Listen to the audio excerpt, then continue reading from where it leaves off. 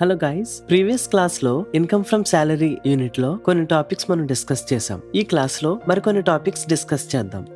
First, leave salary encashment. General గా employee work చేస్తున్నప్పుడు yearly తన కొన్ని లీవ్స్ ఉంటాయి. ఆ leaves casual leaves, medical leaves, privileged leaves or earn leaves అనే టైప్స్ గా ఉండొచ్చు. అవి ఎంప్లాయ్ వాడుకోవచ్చు, వాడుకోపోవచ్చు. ఒకవేళ వాడుకోకపోతే అవి శాలరీగా మార్చుకునే చాయిస్ ఉంది. దానినే లీవ్ ఎన్కాష్మెంట్ అని అంటారు. ఈ లీవ్ ఎన్కాష్మెంట్ అనేది 3 టైప్స్లో ఉండొచ్చు. First, during continuation of service. Second, on termination of service. Third, paid to legal heir. Employee తన సర్వీస్లో ఉన్నప్పుడు వచ్చే ప్రతి లీవ్ ఎన్కాష్మెంట్ కూడా fully taxable. Second, on termination of service. దీనిని 2 టైప్స్గా డివైడ్ చేయొచ్చు. ఒకటి government employees, second other employees. ఈ గవర్నమెంట్ ఎంప్లాయీస్ సెంట్రల్ అయినా స్టేట్ అయినా వీళ్ళిద్దరికి కూడా ఫుల్లీ ఎగ్జెంప్టెడ్. ఈ గవర్నమెంట్ ఎంప్లాయీస్ లోకి local authority, public sector, foreign government ఇవి ఇన్క్లూడ్ అవ్వవు. Next, private employees. ఈ లీవ్ ఎన్కాష్మెంట్ క్యాలిక్యులేట్ చేసేటప్పుడు ఈ కింద మెన్షన్ చేసిన అమౌంట్స్ లో ఏదైతే తక్కువ ఉంటుందో అది ఎగ్జెంప్టెడ్ అన్నమాట. First, actual amount received as leave salary. Second, statutory limit 25,000. Third, average salary per month into 10. Fourth, every year కి ఓన్లీ 30 days లీవ్స్ ని మాత్రమే తీసుకోవాలి. ఈ కింద ఫార్ములా చూడండి. 1 into completed year of service minus leave taken into average salary. దీన్ని use చేసుకొని మనం లీవ్ ఎన్కాష్మెంట్ ని క్యాలిక్యులేట్ చేస్తాం. ఇక్కడ శాలరీ అని అంటే బేసిక్ ప్లస్ డిఏ. ఈ డిఏ అనేది రిటైర్మెంట్ బెనిఫిట్ గా ఉండాలి. Next, commission. ఈ కమిషన్ కూడా ఫిక్స్డ్ పర్సెంటేజ్ ఉండాలి. ఈ 10 months యావరేజ్ శాలరీ కూడా ఎప్పుడైతే అతను రిటైర్ అవుతాడో ఆ రిటైర్ అయిన ప్రీవియస్ మంత్ నుంచి క్యాలిక్యులేట్ చేయాలి. ఇక్కడ సర్వీస్ కూడా 10 years 10 months అని ఇస్తే ఓన్లీ 10 years మాత్రమే, అంటే కంప్లీటెడ్ ఇయర్స్ మాత్రమే తీసుకోవాలి. దీనిని ఒక ప్రాబ్లం ద్వారా చూద్దాం.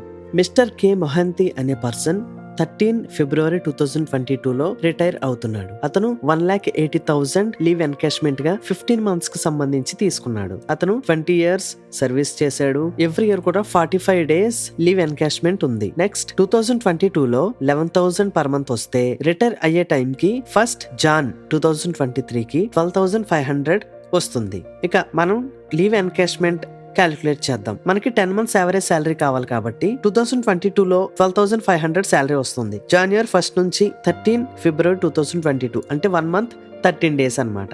క్యాలిక్యులేట్ చేస్తే 12,500 ప్లస్ మనకి 13 days శాలరీ కావాలి కాబట్టి 12,500 ఇంటూ 13/30 చేస్తే మనకి 5,417 రూపీస్ వచ్చింది.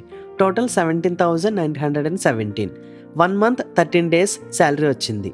నెక్స్ట్, మనకి 8 months 17 days శాలరీ కావాలి. మనకి 31st December 2022 నుంచి బ్యాక్ వెళ్తే 14 April 2022 వరకు 8 months 17 days అవుతుంది. సో క్యాలిక్యులేట్ చేస్తే మనకి 94,233 శాలరీ అనేది వచ్చింది. సో మనకి టోటల్ 10 months శాలరీ 1,12,150.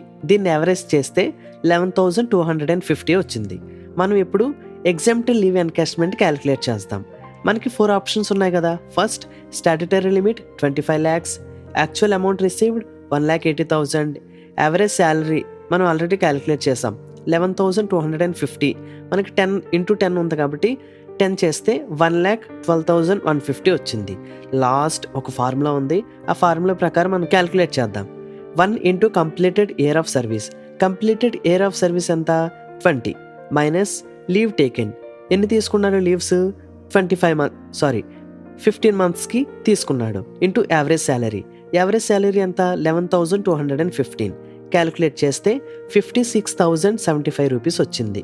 సో ఈ 56,075 రూపీసే లీస్ట్ కాబట్టి అతను తీసుకున్న 1,80,000 నుంచి ఈ అమౌంట్ తీసేస్తే 1,23,925 రూపీస్ వచ్చింది.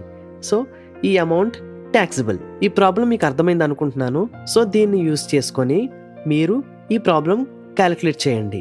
ఇక leave salary paid to legal heir అంటే ఎవరైనా వాళ్ళ డిసెండెంట్స్ ఉంటే వాళ్ళకు వచ్చిన అమౌంట్ కూడా ట్యాక్సిబుల్ కాదు.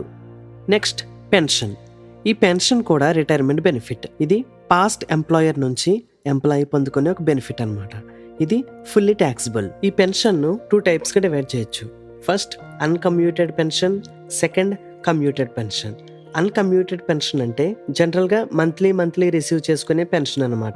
ఇది fully taxable. Next commuted pension. ఈ కమ్యూటెడ్ పెన్షన్ అనేది లంసమ్ గా తీసుకునే పెన్షన్. దీన్ని కూడా 2 టైప్స్ గా డివైడ్ చేయొచ్చు. ఒకటి గవర్నమెంట్ ఎంప్లాయీస్ తీసుకున్నారా లేదా ప్రైవేట్ ఎంప్లాయీస్ తీసుకున్నారా. గవర్నమెంట్ ఎంప్లాయీస్ కి ఇది ఫుల్లీ ఎగ్జామ్ట్. గవర్నమెంట్ ఎంప్లాయీస్ అని అంటే central government, state government, local authority, public sector, judges of supreme court and high court ఇలాంటి వాళ్ళు వస్తారు. నాన్ గవర్నమెంట్ ఎంప్లాయీస్ అయితే ఈ కింది బేస్ ని బట్టి వాళ్ళకి ఎగ్జంప్షన్ అనేది ఉంది. గ్రాట్యుటీ కూడా తీసుకుంటే 1/3 ఎగ్జంప్ట్, ఒకవేళ తీసుకోకపోతే హాఫ్ 1/2 ఎగ్జంప్ట్ అన్నమాట. ఈ ప్రాబ్లం చూడండి, ఇందులో గుర్తుపెట్టుకోవాల్సింది 3/4 మాత్రమే కమ్యూటెడ్ పెన్షన్ ఉంది. అంటే టోటల్ కమ్యూటెడ్ పెన్షన్ ఎంత క్యాలిక్యులేట్ చేయాలి. ఎగ్జంప్షన్ ఎంత గ్రాట్యుటీ తీసుకుంటే, గ్రాట్యుటీ తీసుకోకపోతే, ఇవే క్యాలిక్యులేట్ చేయాలన్నమాట. ఇఫ్ హీ గెట్స్ గ్రాట్యుటీ తీసుకుంటే 3/4 కమ్యూటెడ్ పెన్షన్ 1,80,000 అయితే టోటల్ ఎంత 1,80,000 into 4/3 చేస్తే 2,40,000 కమ్యూటెడ్ పెన్షన్ వచ్చింది. దీనిలో 1/3 ఎగ్జంప్షన్ 80,000 వచ్చింది. So remaining 1 lakh taxable. B if he does not get gratuity తీసుకోకపోతే హాఫ్ ఎగ్జంప్టెడ్. మనకు తెలుసు 2,40,000 కమ్యూటెడ్ పెన్షన్ అని. సో ఇందులో హాఫ్ ఎంత 1,20,000. 1,20,000 ఎగ్జంప్టెడ్ వాల్యూ అయితే remaining 60,000 is taxable. Provident fund అనేది శాలరీ వచ్చే ప్రతి ఎంప్లాయీకి కూడా ఒక సేవింగ్ డివైస్ లాంటిది. ఈ ప్రావిడెంట్ ఫండ్ లో ఎంప్లాయీ కంట్రిబ్యూషన్ ఉంటుంది అండ్ నెక్స్ట్ ఎంప్లాయర్ కంట్రిబ్యూషన్ కూడా ఉంటుంది. ఇది 4 టైప్స్.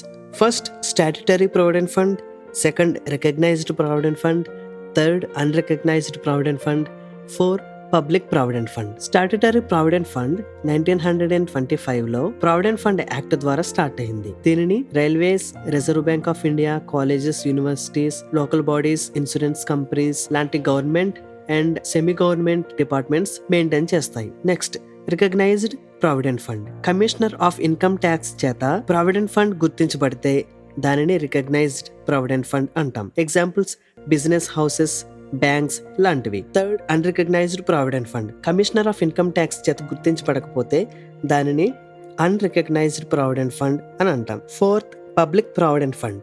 దీనిని doctors, lawyers, accountants, actors, traders లాంటి సెల్ఫ్ ఎంప్లాయీస్ యూజ్ చేస్తారు. ఈ పబ్లిక్ ప్రావిడెంట్ ఫండ్ అమౌంట్ అనేది 500 నుంచి 1,50,000 వరకు డిపాజిట్ చేయొచ్చు. 15 years దాటిన తర్వాత ఆర్ ఆ సబ్స్క్రైబర్ చనిపోయిన తర్వాత ఫుల్ పేమెంట్ అనేది ఇవ్వబడుతుంది. దీనికి సంబంధించిన ట్యాక్స్ ట్రీట్మెంట్ ఇప్పుడు చూద్దాం. First employer's contribution. SPF not taxable. Recognised provident fund 12% వరకు ఎగ్జంప్షన్ ఉంది. ఇక్కడ సాలరీ అంటే basic plus DA. Unrecognised provident fund not taxable.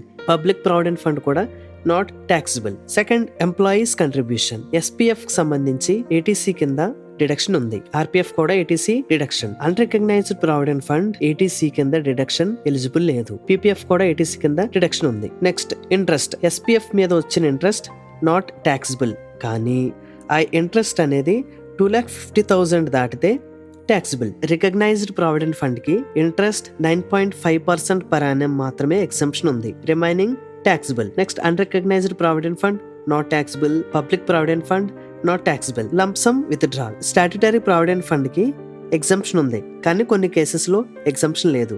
అది ఎంప్లాయీ కంట్రిబ్యూషన్ ఏం లేకుండా 5 lakhs వరకు ఎగ్జంప్షన్ ఉంది. 5 lakhs దాటితే ట్యాక్సిబుల్. ఆర్పిఎఫ్ కి సంబంధించి లంసమ్ విత్డ్రా చేస్తే ఆర్పిఎఫ్ కి ఈ కింద కండిషన్స్ బట్టి నాట్ ట్యాక్సిబుల్.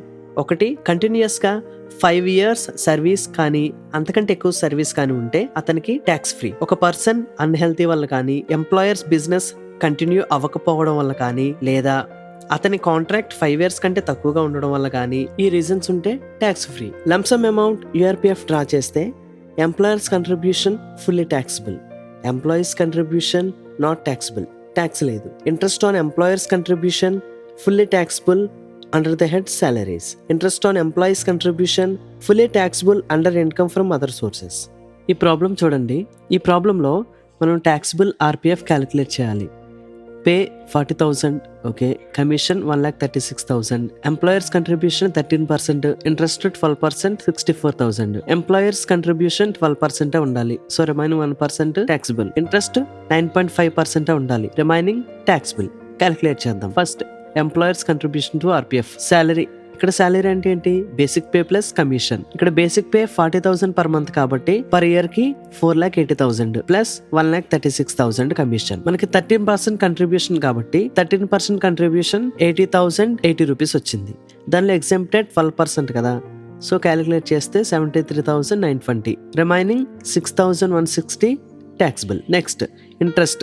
12% ఇంట్రెస్ట్ 64,000 కాబట్టి మనకి 9.5% వరకే ఎగ్జంప్షన్. 9.5% క్యాలిక్యులేట్ చేస్తే 50,667 వచ్చింది. ఈ 64,000 నుంచి 50,667 తీసేస్తే 13,333. Employers contribution 6,160 plus 13,333. Total taxable RPF 19,493. So ఇంతే, చాలా సింపుల్. ఈ ప్రాబ్లం ట్రై చేయండి. రిమైనింగ్ టాపిక్స్ నెక్స్ట్ క్లాస్ లో చూద్దాం. Thank you and don't forget to subscribe.